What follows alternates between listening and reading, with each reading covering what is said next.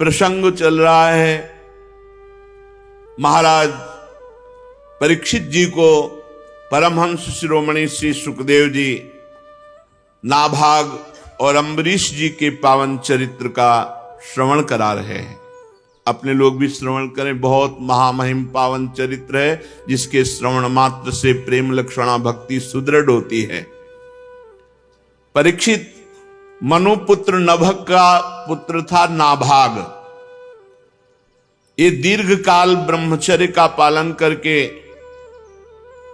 जब घर लौटे, तब तक भाइयों ने सब हिस्सा ले लिया था राज्य का। भाइयों ने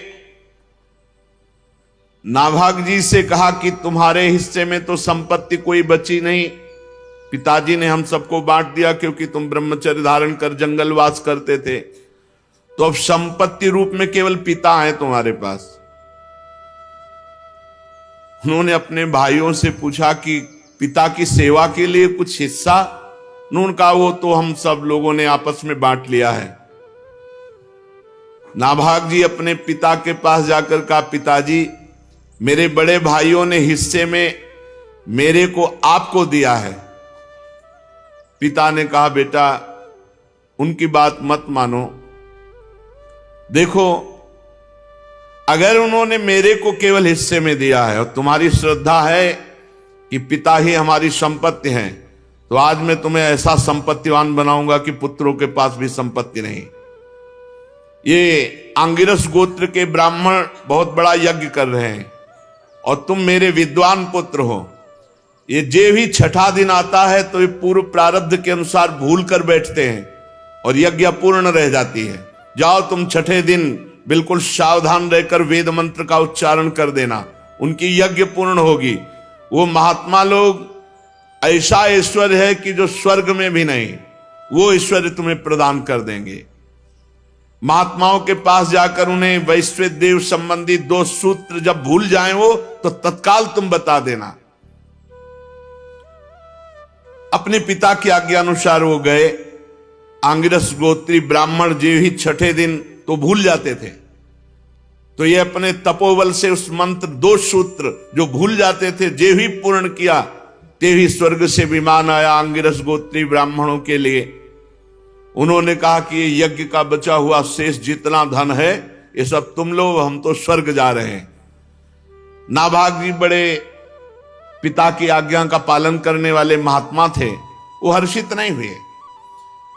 पर जे ही वो धन एकत्रित करने लगे तो उत्तर की दिशा से एक काले रंग के तेजस्वी पुरुष आए और कहा, इस धन पर मेरा अधिकार है। नाभाग ने कहा, नहीं, ऋषियों ने मुझे दिया है क्योंकि मैंने वैश्यदेव संबंधी 2 सूत्र बताए हैं। तो उन्होंने कहा, नहीं, हमारे और आपका विवाद शांत होगा तुम्हारे पिता के ही हाथ से।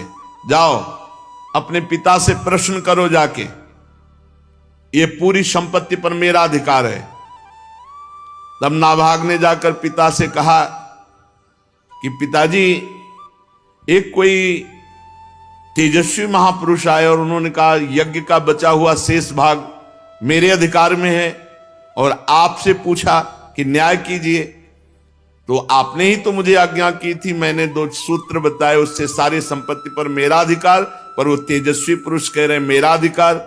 तो पिता ने कहा, हाँ बेटा, एक बार दक्ष प्रजापति के यज्ञ में ऋषि लोगों ने निश्चय किया था कि यज्ञ भूमि में जो कुछ बच रहेगा वो सब भगवान शंकर का हिस्सा है, इसलिए वो धन तो महादेव जी का ही है। भूल हो गई, जाओ उनके चरणों में प्रणाम करो और कहो कि तुम्हारा ही हिस्सा है। नाभाग ने जाकर के रुद्र भगवान को प्रणाम किया और कहा, प्रभु यज्ञ भूमि की सभी वस्तुएं आपकी हैं, ऐसे मेरे पिता ने आज्ञा करी, मेरा अपराध क्षमा कीजिए। मैं आपसे सर झुकाकर प्रणाम करके अपने अपराध की क्षमा याचना मांगता हूं।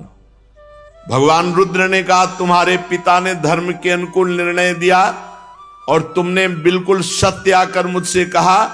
तुम वेदों का अर्थ तो पहले से जानते हो, जाओ तुम्हें सनातन ब्रह्म तत्व का बोध हो जाए। ये भारी संपत्ति, जाओ तुम्हें सनातन ब्रह्म तत्व का बोध हो जाए और यज्ञ से बचा हुआ मेरा ये जो अंश है, ये भी मैं तुम्हें देता हूं, इसे स्वीकार करो। इतना कहकर देवाधिदेव भगवान शंकर अंतर ध्यान हो गए। भाइयों ने चतुरता की थी, कोई भी संपत्ति नहीं दी थी। तुम्हारे हिस्से में पिता है, उन्होंने धर्म पूर्वक पिता को स्वीकार किया, तो भगवान शंकर का साक्षात्कार, ब्रह्म तत्व का बोध और अखंड संपत्ति प्राप्त हो गई। जो अपने माता पिता की सेवा का तिरस्कार पूर्वक, अनादर पूर्वक त्याग कर देते हैं, वो दुर्गति को प्राप्त होते हैं, चाहे जितना संपत्ति ले लो।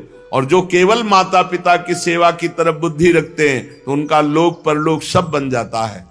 आज जो समाज में वयोवृद्ध माता पिता का तिरस्कार करते हैं, उन्हें होश में रहना चाहिए।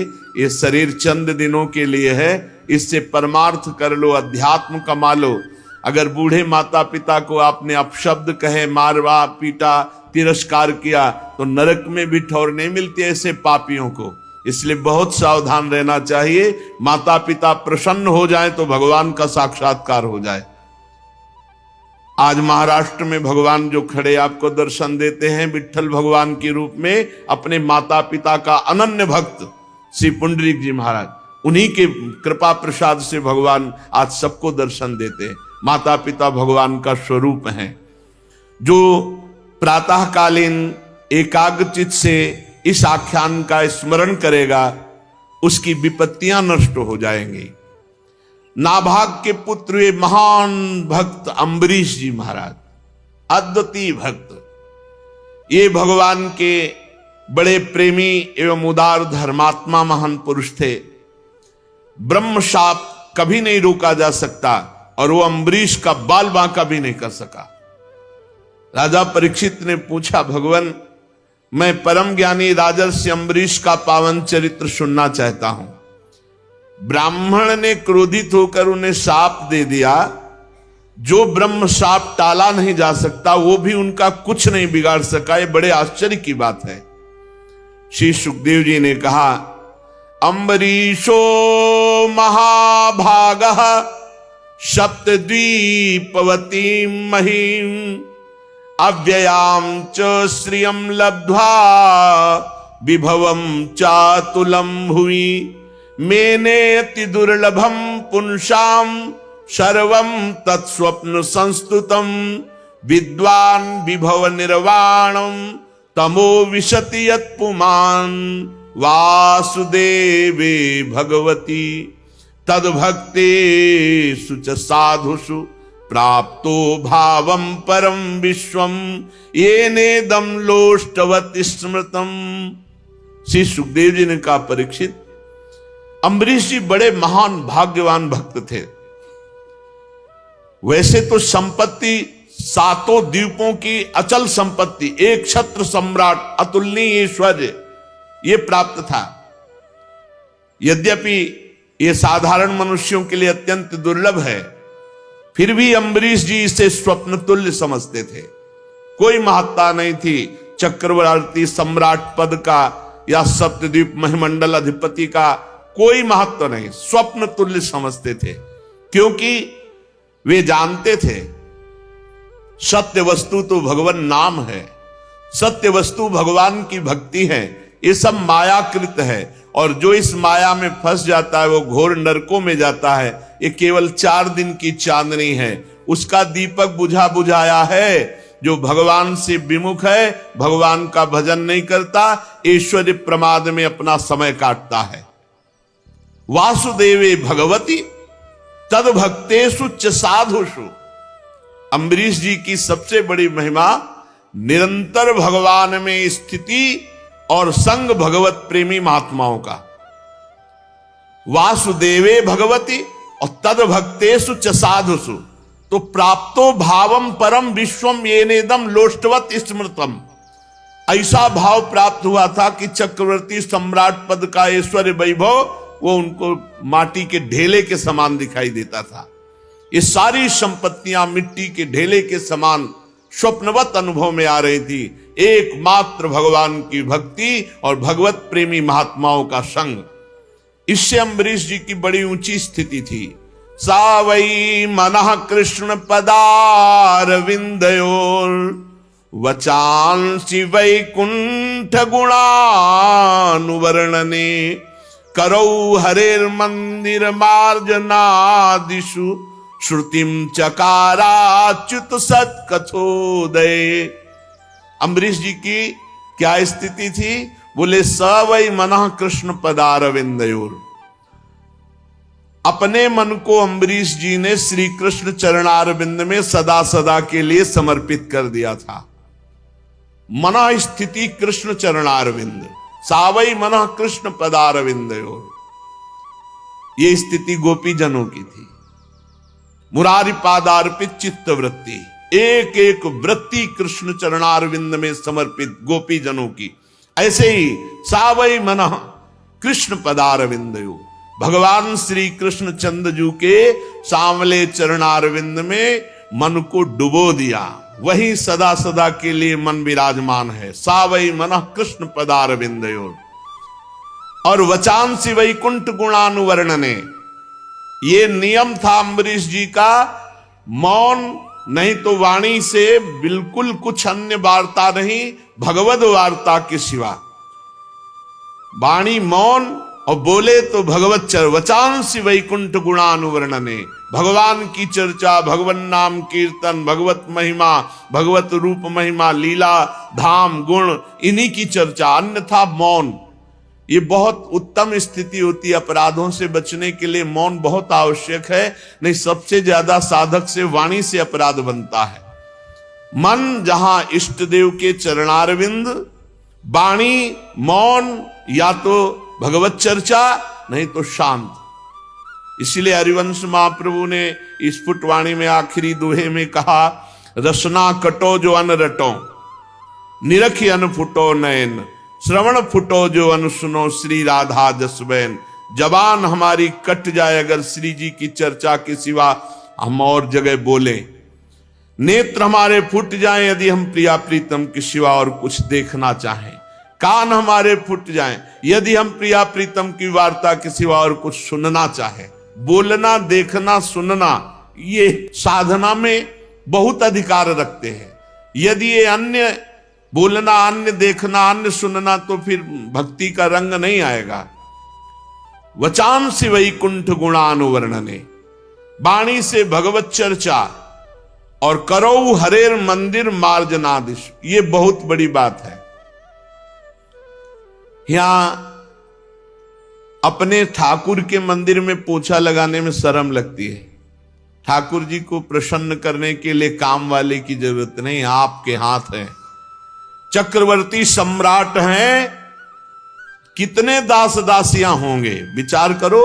लेकिन करौ हरेर मंदिर मार्जनादिशु, अपने हाथ से ठाकुर जी के पात्रों को धोना, अपने हाथ से ठाकुर जी के महल में पोछा लगाना, सोहनी लगाना, ये आचार्य स्वयं आकांक्षा करते हैं कि मुझे श्री जी की कुंज की सोहनी लगाने वाली बन जाऊं या सोहनी बन जाऊं। अपने हाथ से, बहुत सौभाग्य है जो अपने हाथ से ठाकुर सेवा करते हैं। इसका कोई ज्यादा महत्व नहीं कि मंदिर बनवा दिया, पुजारी रख दिया, आप मौज मस्ती विषयों में ले रहे हैं और रुपया हर महीने दे तो ठाकुर जी आपको लाख गुना बढ़ाकर दे देंगे। लेकिन वो भक्ति या प्रीति या ठाकुर जी के दासत्व की बातें नहीं है, ये बातें नहीं। करौ हरेर मंदिर मार्जनादिश, स्वयं अपने हाथ से ठाकुर जी के महल में सोहनी लगाना, ठाकुर जी के मंदिर में पोछा लगाना, स्वयं ठाकुर जी के पार्षद जो पात्र हैं उनका मार्जन करना, ये अम्बरीश जी करते थे। इसी के कारण उनको पता नहीं था, पर सुदर्शन चक्र सदैव सुरक्षा में रहता था। चक्रवर्ती सम्राट होकर अपने हाथों से दास्ता प्रभु की करते थे। श्रुतिम चकाराच्युत सत्कथोदय, अपने कानों को भगवान श्री कृष्ण की मंगलमयी कथा के श्रवण में लगा रखे। सुनेंगे तो भगवत चर्चा सुनेंगे, नहीं तो एकांतवास, किसी से कोई वार्ता नहीं। अन्य वार्ता प्रपंच का त्याग, तभी सुदृढ़ भक्ति होती है। मुकुंद लिंगालय दर्शने दृशौ तदभृत्य गात्र स्पर्शेंग संगमम घ्राणम च तत्पाद सरोज सौरभे श्रीमत्तुलस्या रसनाम तदर्पिते। आंखों से सिर्फ भगवान के श्री विग्रह के दर्शन या संत दर्शन, नेत्र संभाल के रखे, सहसा किसी को न देखे। अम्बरीश जी ऐसे मुकुंद लिंगालय दर्शने दृशौ, नेत्रों से भगवान के मंदिर में विराजमान श्री विग्रह खूब छक के दर्शन करो, या भगवत प्रेमी महात्मा, ये भगवान का मंदिर है साक्षात, उनके दर्शन करो, और नहीं नेत्रों को बचा के रखो। असंग भावना की पुष्टता के लिए तदभृत्य गात्र स्पर्शेंग संगमम, केवल भगवान के भक्तों का ही स्पर्श, अन्यथा नहीं। तिनको प्रश्न कीजिए तजिधु तुमको पास, जिनको प्रिया प्रीतम से मतलब नहीं, भगवत आराधना से मतलब नहीं, ऐसे का स्पर्श ना हो जाए, उसमें परवान होते जो भगवत विमुखता प्रकट करते। इसीलिए अम्बरीश जी तदभृत्य गात्र स्पर्शेंग संगमम, भगवत प्रेमी महात्माओं का स्पर्श, अन्यथा असंग, किसी का स्पर्श नहीं। घ्राणम च तत्पाद सरोज सौरभे श्रीमत तुलस्या रसनाम तदर्पिते। अगर हमें सुगंध लेनी है तो प्रभु का प्रसादी इत्र होगा, तो या श्री चरणों में चढ़ी हुई तुलसी या प्रभु के पुष्पमाला, उसी को घ्राणेंद्री में, अन्यथा घ्राणेंद्री पतिव्रता की तरह केवल प्रसादी, अमनिया कभी नहीं। और रसना प्रभु को अर्पित किए हुए नैवेद्य का, प्रसाद का, और प्रसाद में कभी बुद्धि, पदार्थ बुद्धि ना आने पावे, अन्न बुद्धि ना आने पावे कि अरे आज तो एकादशी है, आज तो प्रसाद, ये अन्न है, आज अन्न हो गया तो कल प्रसाद हो जाएगा क्या? और जब प्रसाद है तो सिर्फ प्रसाद है।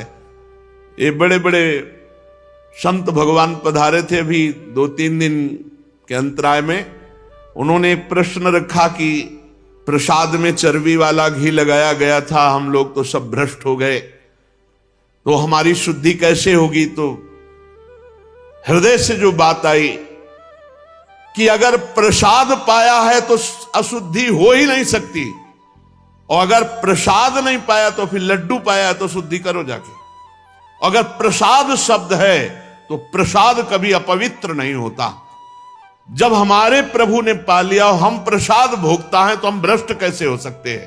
प्रसाद कभी भ्रष्ट नहीं करता है, प्रसाद सिर्फ प्रसाद होता है, उसमें न अन्न बुद्धि, न पदार्थ बुद्धि, न जहर मिला दिया जाए तो भी क्या फर्क पड़ेगा? प्रसाद बुद्धि। मीरा जी को केवल एक शब्द कान में पड़ा, गिरधर का प्रसाद, पी गई हलाहल विष, और बताया गया कि ये विष है मत पियो, उन्होंने कहा नहीं ये प्रसाद है। प्रसाद शब्द जहां लग गया वो सब पूर्ण हो गया, वहां कहीं अपवित्रता नहीं। प्रसाद के बाद ये शुद्धि करना तो भगवान के प्रसाद का अपमान है। पीछे भगवान जाने, जब भगवान की दृष्टि से होकर आ गया तो हमारे लिए वो महान पवित्र प्रसाद है। तो कह रहे हैं रसेंद्री में सिर्फ भगवत प्रसाद। और पादौ हरे क्षेत्र पदानुसर्पणे शिरोहसी केश पदाभिवंदने कामं च दासे न तु काम काम्यया यथोत्तम श्लोक जनाश्रयारति। अम्बरीश जी अपने पैरों से भगवान के दर्शन करने की यात्रा, परिक्रमा, भगवान के धाम क्षेत्रों की यात्रा, इससे भक्ति पुष्ट होती है, हमारा जीवन पवित्र होता है। और सिर से भगवान के चरण कमलों में साष्टांग दंडवत प्रणाम, भगवान के चरणों में सिर से साष्टांग दंडवत प्रणाम। राजा अम्बरीश जी ने माला, चंदन आदि भोग सामग्री ये सब त्याग दिया था, भगवान की सेवा में समर्पित। स्वयं भोक्ता नहीं, भोक्ता भगवान, स्वयं प्रसादी। ये सब करते थे किस लिए? बोले भगवत प्रेम के लिए। कामम च दासे न तु काम काम्यया यथोत्तम श्लोक जनाश्रयारति। जो भगवान के प्रेमी भक्तों में प्रेम रहता है वही प्रेम प्राप्त करने के लिए अम्बरीश जी ऐसी दिनचर्या करते थे। उन्होंने सारे कर्म भगवान श्री कृष्ण के चरणों में, इंद्रियातीत भगवान के प्रति सर्वात्मा सर्वस्वरूप समझ करके अपने जीवन को, अपने राज्य को, अपने सर्वस्व को भगवान को समर्पित कर दिया था और भगवत भक्तों की आज्ञा के अनुसार राज्य पालन करते थे। उन्होंने धर्म नाम के निर्जल देश में सरस्वती नदी के प्रवाह के सामने वशिष्ठ जी, असित जी, गौतम जी आदि महान आचार्यों द्वारा भगवान की बड़ी बड़ी दक्षिणा वाली अश्वमेध यज्ञ की, जिससे भगवान की आराधना बने। यज्ञ में देवताओं के साथ जब सदस्य और ऋत्विज बैठ जाते तो उनकी पलकें नहीं पड़ती। सुंदर वस्त्र, वैसा ही भगवान के भक्त अम्बरीश जी का सुंदर रूप देवताओं के समान दिखाई देते थे। उनकी प्रजा महात्माओं के द्वारा गाए हुए भगवान के उत्तम चरित्र श्रवण करने में समय लगाती और गान करने में। अम्बरीश जी का आदेश था पूरे राज्य में रोज प्रातः से सायं तक भगवान की सेवा होगी, नाम कीर्तन होगा, भगवत चर्चा होगी और जिसको जो आवश्यकता हो राज खजाने से ले जाए। लेकिन किसी भी घर में अगर धूप आरती भगवत सेवा नहीं हुई वो दंड मुक्ताधिकारी माना जाएगा। तो पूरे राज्य में भगवत भक्ति छाई हुई थी। बड़े बड़े संत महात्माओं के पावन चरित्र गाए जाते, भगवान के पावन चरित्र गाए जाते और जब अम्बरीश जी निकलते तो सब उनका स्वागत भगवत नाम कीर्तन से, भगवत चर्चा से करते। तो देवताओं को भी अब स्वर्ग अच्छा नहीं लगता था, इतना अम्बरीश जी का राज्य महाभागवत स्वरूप हो गया था। वे अम्बरीश जी सदैव देखा करते उनके हृदय में हरि निरंतर विराजमान है भगवत चिंतन के प्रभाव से। इसलिए उन लोगों को वो भोग सामग्री भी हर्षित नहीं कर पाती जो बड़े बड़े सिद्धों के लिए दुर्लभ है। अम्बरीश जी के राज्य में किसी को कोई कामना नहीं थी, सब भगवदानंद में डूबे हुए थे। आत्मानंद के सामने अत्यंत तुच्छ है ये विषय। राजा अम्बरीश तपस्या और भक्ति योग के प्रभाव से भगवान को अधीन कर लिए थे। उनकी समस्त आसक्तियां भगवान में समर्पित थी। कितनी बड़ी बात है। घर, स्त्री, पुत्र, भाई, बंधु, बड़े बड़े हाथी, रथ, घोड़े, पैदल, चतुरंगिणी सेना, अक्षय रत्न, आभूषण, आयुध, समस्त वस्तुओं की जो कभी समाप्त ना होने वाली थी, सब के सब अम्बरीश जी के हृदय में कोई प्रभाव नहीं डाल पाए, कोई प्रभाव नहीं डाल पाए। एकमात्र श्री भगवान उनकी अनन्य प्रेममयी भक्ति से प्रसन्न होकर भगवान के नित्य पार्षद सुदर्शन चक्र सदैव गुप्त रूप से रहा करते थे अम्बरीश जी के पास, जो विरोधियों को भयभीत करने वाले और भगवत भक्तों की रक्षा करने वाले हैं। अम्बरीश जी को भी पता नहीं था कि सुदर्शन चक्र रक्षा में है। राजा अम्बरीश की पत्नी भी उन्हीं के समान धर्मशील, संसार से विरक्त एवं भक्ति परायण थी। एक बार उन्होंने अपनी पत्नी के साथ भगवान श्री कृष्ण की आराधना करने के लिए 1 वर्ष तक द्वादशी प्रधान एकादशी व्रत करने का नियम ग्रहण किया। व्रत की समाप्ति होने पर कार्तिक महीने में उन्होंने 3 रात का उपवास किया और एक दिन यमुना जी में स्नान करके मधुवन में भगवान श्री कृष्ण की पूजा की। उन्होंने महाभिषेक की विधि से सब प्रकार की सामग्री और संपत्ति द्वारा भगवान का अभिषेक किया। हृदय से तन्मय होकर वस्त्र, आभूषण, चंदन, माला, अर्घ आदि के द्वारा भगवान श्री कृष्ण की पूजा की। यद्यपि महाभाग्यवान ब्राह्मणों को इस पूजा की कोई आवश्यकता नहीं थी, स्वयं ही उनकी सारी कामनाएं अम्बरीश जी पूर्ण किए हुए थे, तथापि राजा अम्बरीश ने बड़े भक्ति भाव से उनका पूजन किया और ब्राह्मणों को स्वादिष्ट अत्यंत गुणकारी भोजन कराया और 60 करोड़ गौवें दान की।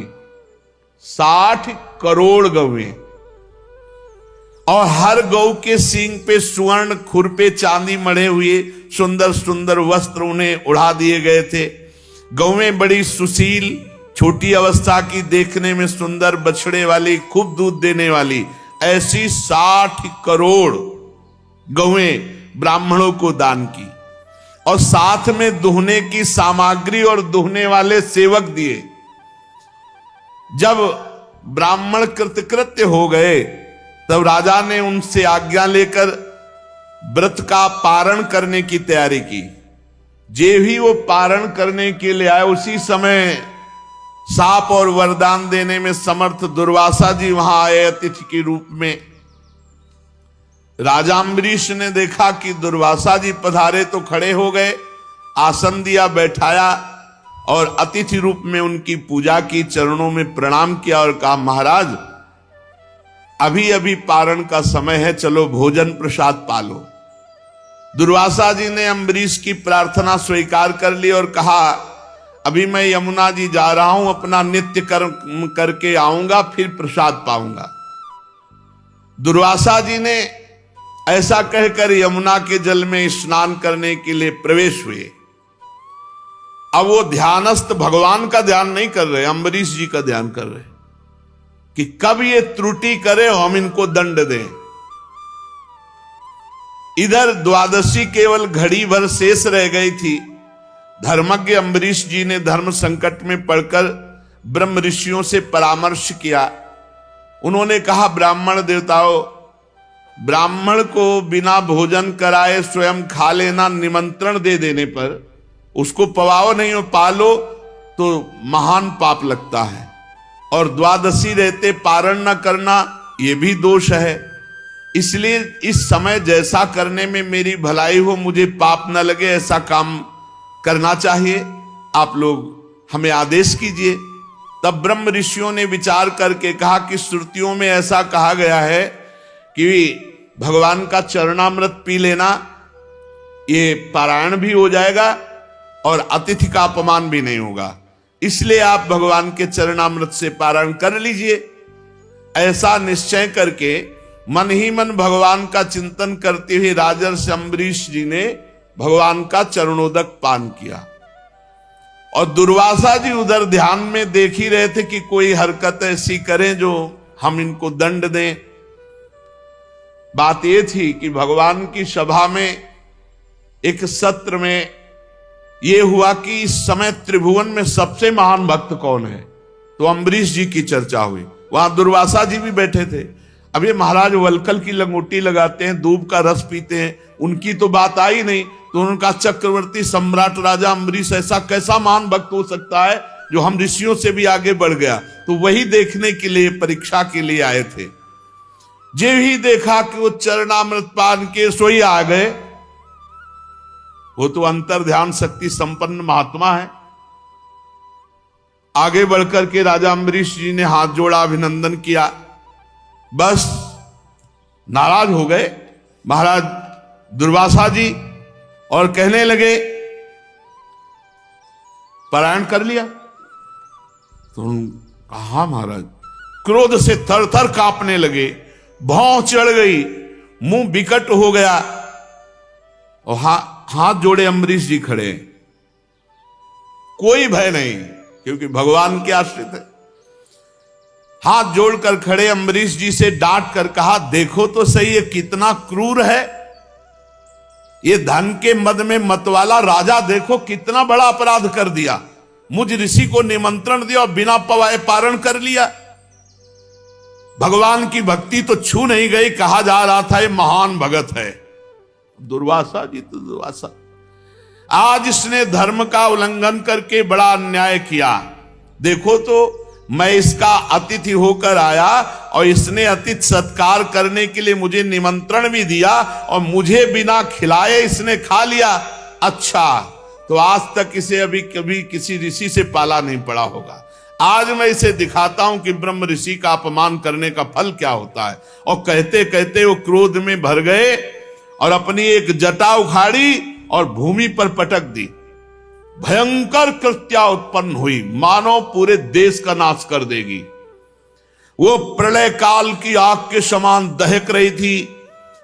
अपने सामने अम्बरीश जी ने देखा कि भयंकर कृत्या वो राजा पर टूट पड़ी, अम्बरीश जी पर। उसके चलने के पैरों की धमक से पृथ्वी कांप रही थी। अम्बरीश जी मुस्कुराहट के सिवा और कुछ नहीं, केवल मुस्कुरा रहे हैं सर झुकाए हुए कि अब जोई प्यारो करे सोई मोई भावे। हमारी तरफ से कोई त्रुटि नहीं, अगर प्रभु ऐसा दंड विधान किए होंगे तो निश्चित हो जाएगा। एक पग भी नहीं डरे ना हटे और कृत्या भयंकर आगे बढ़ती आ रही थी। ज्यों के त्यों खड़े थे और किसी को पता नहीं था कि परम पुरुष परमात्मा का दिव्य सुदर्शन चक्र अम्बरीश जी की रक्षा में है। ज्यों ही क्रोध से भवक्ति हुई वो कृत्या आगे बढ़ी, सुदर्शन चक्र जी ने जलाकर राख कर दिया कृत्या को भस्म कर दिया। अब जब दुर्वासा जी ने देखा कि मेरे तपस्या से प्रकट हुई कृत्या तो भस्म हो गई और सुदर्शन चक्र जी ने दुर्वासा जी की तरफ मुख किया, अब भागे दुर्वासा जी प्राण बचाने के लिए, क्योंकि अब सुदर्शन चक्र कोई साधारण अस्त्र तो है नहीं कि दुर्वासा जी रोक देंगे, तो भगवान श्री हरि का दिव्यास्त्र है। ऊंची ऊंची लपटे दावानल के समान और दुर्वासा जी आगे धीरे धीरे सुदर्शन चक्र जी, क्योंकि ताप भर देना मारना नहीं है, भागे भगवान के सुदर्शन चक्र के ताप से बचने के लिए। जब दुर्वासा जी ने देखा कि चक्र तो मेरा पीछा नहीं छोड़ रहा, तो मन के वेग से दौड़ने लगे, सुमेर पर्वत की गुफा में प्रवेश किया, वहां भी सुदर्शन चक्र। दुर्वासा जी जहां जा सकते वहां सुदर्शन चक्र क्यों नहीं जा सकता? तो जहां जहां दुर्वासा जी वहां सुदर्शन चक्र। दिशा आकाश पृथ्वी अतल वितल के लोक समुद्र लोकपाल सब जगह गए, जहां जहां गए सुदर्शन चक्र पीछा नहीं छोड़ा। जब उन्हें कहीं भी कोई रक्षक नहीं मिला तब तो डर गए, थक गए थे भाग भाग के। अब अपना त्राण पाने के लिए वो ब्रह्मा जी के पास ब्रह्मलोक में गए और कहा प्रभु मेरी रक्षा करो भगवान के सुदर्शन चक्र से। ब्रह्मा जी ने कहा मेरी सामर्थ्य नहीं, जब मेरी 2 परार्ध की आयु समाप्त होगी तो काल स्वरूप भगवान इस पूरी सृष्टि लीला को समेट लेंगे और इस जगत को जलाना चाहेंगे। उस समय भ्रूभंग मात्र में हमारा ब्रह्मलोक भी भस्म हो जाएगा, हमारी सामर्थ्य नहीं। ये सुदर्शन चक्र रुक जाए, मेरी सामर्थ्य नहीं, हम तो शरणागत हैं भगवान के। मैं भगवान शंकर दक्ष भृगु आदि प्रजापति भूतेश्वर देवेश्वर ये सब जिनकी बनाए नियमों में बंधे हैं, जिनकी आज्ञा का पालन करके हम संसार का हित करते हैं, ऐसे भक्त द्रोही को ब्रह्मलोक में कोई स्थान नहीं। तुरंत छोड़ दो, नहीं सुदर्शन चक्र ब्रह्मलोक को भस्म कर देगा। भक्त द्रोही के लिए ब्रह्मलोक में कोई स्थान नहीं, तुरंत छोड़ दो। जब ब्रह्मा जी ने ऐसा 2 टूक का उत्तर दे दिया, दुर्वासा जी भागे कि जिन्होंने मुझे प्रकट किया है वो भगवान शंकर हमारी रक्षा कर सकते हैं। कैलाश निवासी भगवान शंकर की शरण में गए। देवादिदेव महादेव जी ने कहा दुर्वासा, जिन अनंत परमेश्वर में ब्रह्मा जैसे जीव और उनके उपाधिभूत कोश इस ब्रह्मांड के समान ही अनेकों ब्रह्मांड समय पर पैदा होते हैं और समय आने पर फिर उनका पता भी नहीं चलता, जिनमें हमारे जैसे हजारों चक्कर काटते रहते हैं, उन प्रभु के संबंध में हम कुछ भी करने की सामर्थ्य नहीं रखते। मैं सनत कुमार नारद भगवान ब्रह्मा कपिल देव अपांतरतम देवल धर्म आसुरी मरीच आदि ये दूसरे सिद्धेश्वर हम सब भगवान की माया को नहीं जान सकते, उनकी माया के घेरे के अंतर में है। और ये सुदर्शन चक्र विश्वेश्वर भगवान का अस्त्र है, हम लोगों की सामर्थ्य नहीं कि इसे रोक सके। तुम इसी समय कैलाश से बाहर हो जाओ। जहां जाते हैं भक्त द्रोही को कहीं भी ठौर नहीं। भगवान महादेव जी ने तुरंत कहा तुम कैलाश छोड़ दो। अब वहां से निराश होकर दुर्वासा जी भागे। एक ही स्थान बचा भगवान वैकुंठनाथ का। वैकुंठ पहुंचे, वहां लक्ष्मीपति भगवान श्री हरि विराजमान थे। दुर्वासा जी सुदर्शन जी के आग से जल रहे थे, वे कांपते हुए भगवान की शरण में गिर पड़े और उन्होंने कहा हे अच्युत हे अनंत, आपका एक व्रत है, कोई कैसा भी हो आपकी शरण में आ जाए आप रक्षा करते हैं, इसलिए मैं आपकी शरण में हूं, आप अपने सुदर्शन चक्र से बचा लो। हे जीवन दाता, मैं अपराधी हूं, मेरी रक्षा कीजिए। आपका परम प्रभाव ना जानने के कारण मैंने आपके भक्त का अपराध किया, प्रभु आप मुझे बचा लीजिए। हमने तो सुना है आपका नाम उच्चारण कर ले तो जीव नरक से मुक्त हो जाता है, फिर हम आपकी शरण में, आप सुदर्शन चक्र से मुझे बचा लीजिए। भगवान ने सीधा उत्तर दिया, अहम भक्त पराधीनो हृष्टतंत्र इव द्विज साधुभिर्ग्रस्त हृदयो भक्तैर्भक्त जन प्रिय नाहमात्मानमासा से मद्भक्तै साधुभिर्विना श्रियं चात्यंत किं ब्रह्मन् येषां गतिरहं परा। भगवान ने कहा, दुर्वासा जी मैं स्वतंत्र नहीं हूं, मैं सर्वथा भक्त के अधीन हूं। ये सुदर्शन चक्र मेरे कहने से नहीं रुकेगा। मुझ में तनिक भी स्वतंत्रता नहीं है। मेरे सीधे साधे सरल भक्तों ने मेरे हृदय को अपने हाथ में कर रखा है। भक्तजन मुझसे प्यार करते और मैं उनसे। भक्त मेरा हृदय, मैं उनका हृदय हूं। एकमात्र उनका आश्रय मैं हूं। इसलिए अपने साधु स्वभाव भक्तों को छोड़कर मैं ना तो अपने आप को चाहता हूं और ना अपनी अर्धांगिनी विनाश रहित लक्ष्मी को भी उतना प्यार करता हूं जितना प्यार भक्तों को करता हूं। ये दारागार पुत्राप्तान प्राणान वित्तमिमं परम हित्वा मां शरणं याताः कथं तास्त्यक्तुमुत्सहे। दुर्वासा, जिन भक्तों ने स्त्री पुत्र घर गुरुजन प्राण धन इहलोक परलोक सब कुछ छोड़कर मेरी केवल शरण लिए, उसे मैं छोड़ने का संकल्प भी कैसे कर सकता हूं। मयि निर्बद्ध हृदयाः साधवः समदर्शनाः वशीकुर्वन्ति मां भक्त्या सती स्त्रिया सत्पतिं यथा।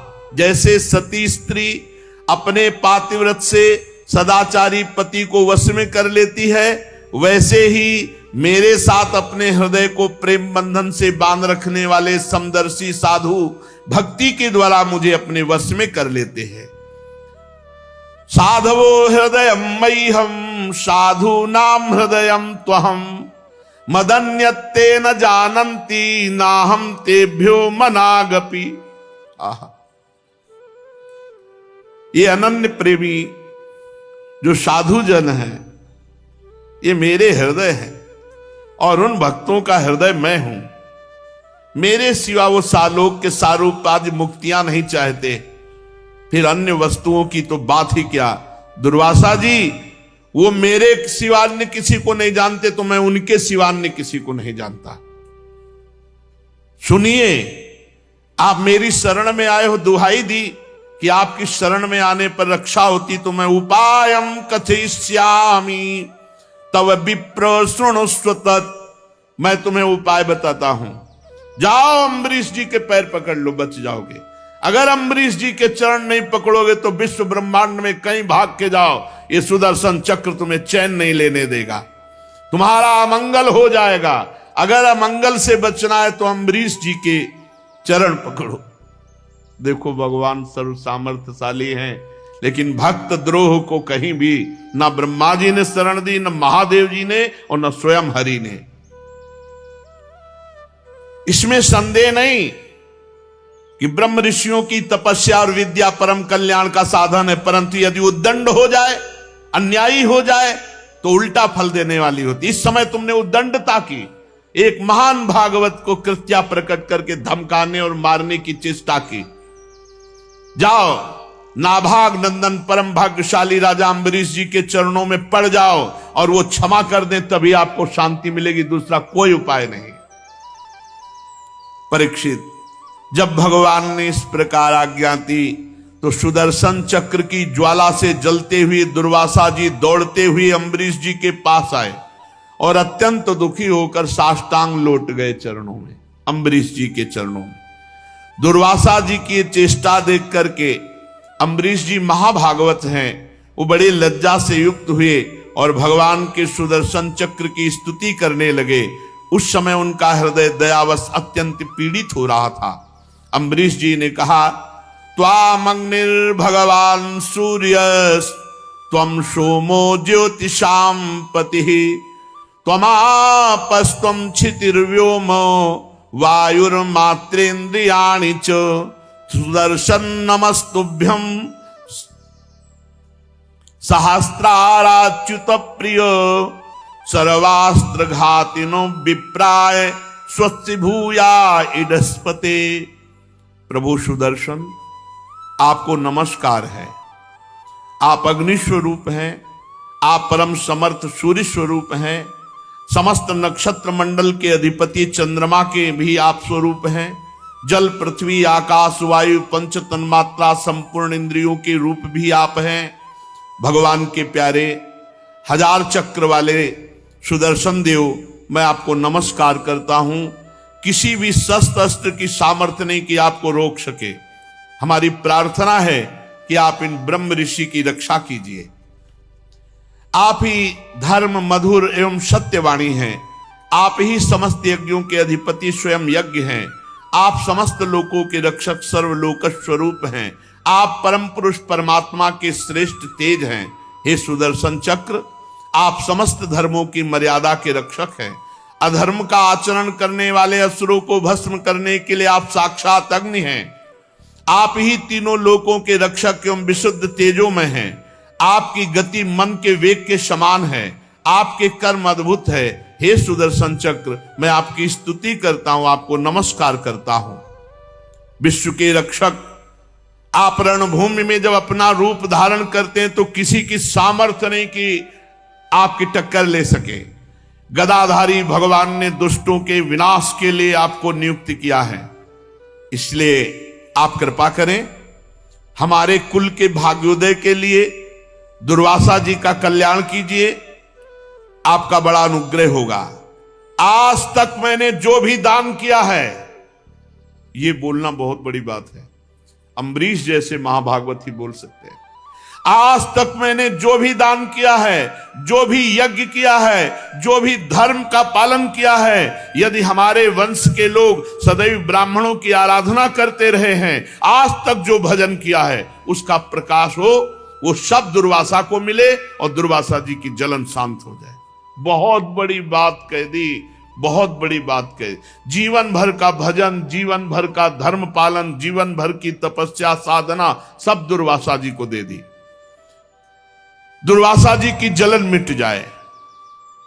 यदि मैंने समस्त प्राणियों में श्री भगवान को देखा है और भगवान मुझ पर प्रसन्न है, तो सुदर्शन जी शांत हो जाएं और दुर्वासा की जलन मिट जाए। इतना कहना ही था कि भगवान के सुदर्शन चक्र शांत हो गए, क्योंकि भजन का प्रभाव। दुर्वासा जी ने देखा सुदर्शन जी अंतर्धान हो गए, जलन मिट गई, चित्त स्वस्थ हो गया। तब उन्होंने कहा, ओहो, आज मैंने महिमा देख ली। अहो अनंत दासा नाम महत्वम दृष्ट मध्य में। भला जो कृत्या प्रकट कर रहे मारने को, उनके लिए पूरे जीवन का भजन दे देना, ये केवल भगवान के दासों में होता है। ये उदार हृदय केवल भगवान के भक्तों में होता है। वो खुद कह रहे, अहो अनंत दासा नाम महत्वम दृष्ट मध्य में कृतागशोपि यद राजन मंगलानि समीह से। अहो धन्य है, आज मैंने भगवान के प्रेमी भक्त का महत्व देखा। मैंने अपराध किया, मैंने मारना चाहा, फिर भी वो मेरे लिए सब मंगल कामना कर दिए कि आज तक जो यज्ञ किया, दान किया, धर्म पालन किया, भगवान की आराधना की, भजन की, वो सब दुर्वासा जी को देता हूं, जिससे उनका हृदय शीतल हो जाए, सुदर्शन चक्र शांत हो जाए। अहो अनंत दासानाम महत्वम दृष्ट मध्य में। आज महिमा देखी भगवान के भक्त की। जिन्होंने भक्तवत्सल भगवान श्री हरि के चरण कमलों को दृढ़ प्रेम भाव से पकड़ लिया है, ऐसा कार्य भगवान का भक्त ही कर सकता है, दूसरा नहीं। जिन्होंने भगवान के चरण कमलों को प्रेम भाव से पकड़ लिया, इतनी उदारता तो केवल भगवान के भक्तों में होती है। जिनका हृदय उदार है, वे महात्मा भला किस वस्तु का परित्याग नहीं कर सकते। जिनके मंगलमय नामों के श्रवण मात्र से जीव निर्मल हो जाता है, उन्हीं तीर्थपाद भगवान के चरण कमलों के जो दास हैं, उनके लिए कौन सा कर्तव्य शेष रह जाता है। महाराज अम्बरीश, आपका हृदय देख करके आज मैं परिपूर्ण हो गया। भगवान ने मेरे ऊपर महान अनुग्रह किया कि भक्त महिमा को मैं जान पाया। आपने मेरे अपराधों को भुलाकर मेरे प्राणों की रक्षा के लिए सारा का सारा भजन पुण्य दे दिया। परीक्षित, जब से दुर्वासा जी भागे थे तब से अब तक राजा अम्बरीश ने एक कवल भी भोजन नहीं किया। वही चरणामृत लिए उनके लौटने की बाट देख रहे थे। अब उन्होंने दुर्वासा जी को चरण पकड़ लिए और प्रसन्नता पूर्वक उनको भोजन पवाया।